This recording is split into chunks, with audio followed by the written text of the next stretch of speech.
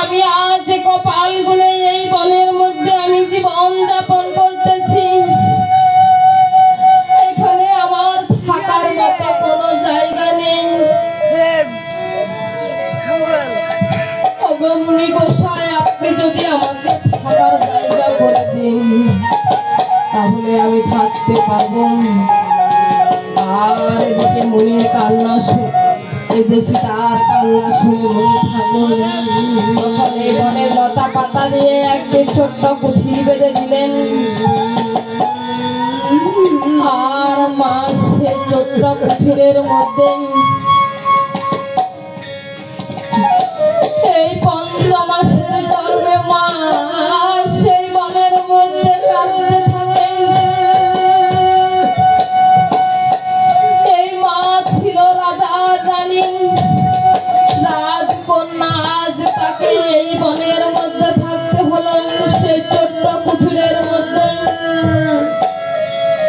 মা এই বনের ফলমূল খেয়ে মা কোনো মতে সে দিন কাটাতে লাগলেন। মায়ের যখন 10 মাস 10 দিন যখন পূর্ণ হলো, মা তখন বনের মধ্যে 2টি পুত্র প্রসব করিল।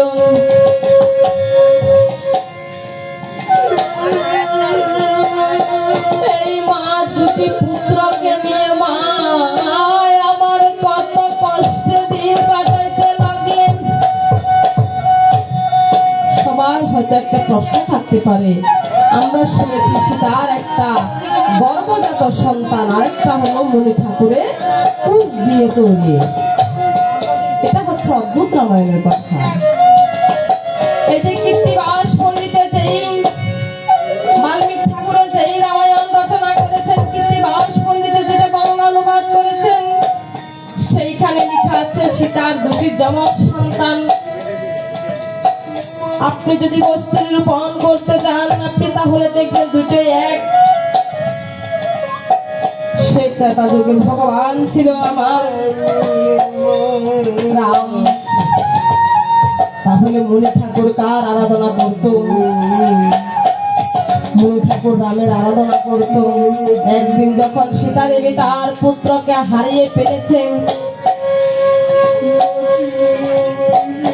মনি ঠাকুর সীতার পুত্রকে যখন হারিয়ে ফেলেছে, তখন মনি ঠাকুর সে ভাবলেন আমি সীতাকে কেমন করে বুঝ দেব।